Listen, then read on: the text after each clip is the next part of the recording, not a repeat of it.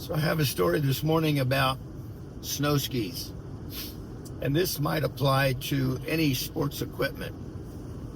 My community was having a yard sale day. There were yard sales all around. I went 2 houses down, walked across the man's yard, looked at the things that he had there, and there was a ski. It was actually a water ski. It was a wooden water ski. They call it a slalom ski. Just one ski. It was really nice looking, kind of a shellacked wood. And I said, I think I'll give you $15 for that. Maybe that's what he was asking. I don't remember. And so I bought this slalom ski, and I think I bought another pair of speed skis or trick skis or something like that from him. I took it back to the house and took a picture. I put it on eBay. And overnight, it went to $190. I was shocked. Why would anybody pay $190 for that ski? I reached out to the person that was the highest bidder, and I said, I'm just curious. Your interest in that ski seems pretty strong. He said, that's the ski that I skied on when I was in college. So for him, it was a nostalgia moment. I don't even know if he'd used the ski to ski on, but he wanted to have it because it was good memories from his college days. And so I learned something in that. Nostalgia is more important than value. And so as I went to some other yard sales, I noticed a lot of snow skis. And people had snow skis for $10 or $15. And I know they really cost a lot more than that. And I think it might have been in the transition of going from skis to snowboards. I'm not sure, can't remember. But I started picking up these snow skis at the yard sales and taking them home. And then I would list them on eBay. I found that I think I sold a pair to somebody from Florida, which absolutely shocked me. Again, I reached out. Hey, I noticed you're from Florida and you're buying snow skis. And the gentleman said, yeah, I'm going on a vacation in Denver with a bunch of buddies. And I just didn't want to spend the money. I didn't want to wait and rent them, and I didn't want to buy new. So yeah, I bought these skis. I sold them for $70 or $80.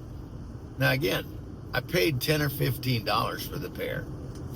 So then I started, as I would walk through these value villages or Goodwill shops around the Seattle-Tacoma area, there would often be 2 or 3 sets of skis stuck in a bin, $10, $15, $20 at most. And so I'd look them over, and if they looked decent, I'd buy them. At one time, I had 100 pair of snow skis in my shed. Now, we were using these to send young people to youth camp, it was youth camp.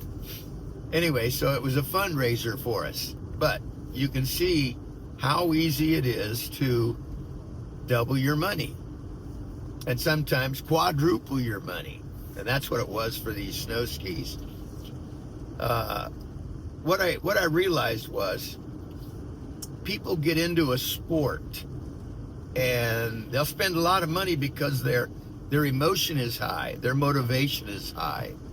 And so they'll spend $200-$300 on equipment and they'll go skiing. Maybe they'll ski 1 year, maybe they'll ski 2 years. And then their interest wanes, it subsides. So they're sitting in the garage and they're taking up room, and eventually, the wife says, hey, I'm having a yard sale this weekend. I'm going to put those skis in the yard sale.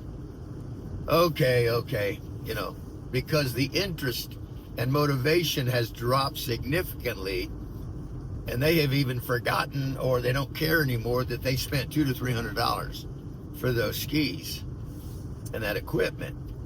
And you'll see that with a lot of things, like the the stair stepper or the treadmill. People get excited first of the year. They say, let's get a treadmill, let's exercise, let's go on a diet, So they'll spend, $150, maybe $300 on a treadmill. They'll use it for 6 months. It'll be in the den. And they'll use it. Then they'll want that room in the den. They'll say, let's move that out to the garage. We're not using it as much anymore. And then yard sale comes in the spring. Let's put that thing in the yard sale. So they sell it for $50. And so you capitalize on both ends of the spectrum.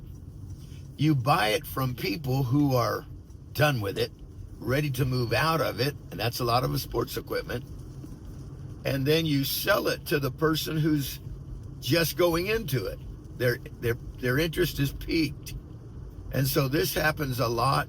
I call this yard sale value.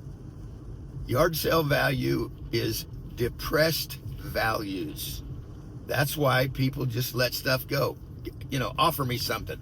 What do you give me for it? I bought a bunch of baseball equipment for my grandkids one time at a yard sale. I think I gave them 15 or 20 bucks for the bats, the catcher gear, all kinds of stuff. And so at a yard sale, the values are very depressed. I can go on and on about other things that I have picked up there, turned around, listed on eBay, and sold it for 2, 3, sometimes 10 times what I paid for them. And so the idea of doubling your money, it's not uncommon, and it's very, very possible in many ways, which I'm shooting these short videos because I don't want to try to keep you for hours on end. But in a few minutes, I've got story after story of experience that I've had. Now, I didn't build a business out of the skis, but it was a hobby, and it was a hobby that generated money. And then I took those monies, and we did most of it investing it in the young people, sending them to youth camp. So again, this is my ski story. And eventually, when I was done with that project, I just donated those skis to a guy who turned around and made benches out of the skis. Anyway, it was a great project. I hope you enjoy listening to this story. We'll talk again soon.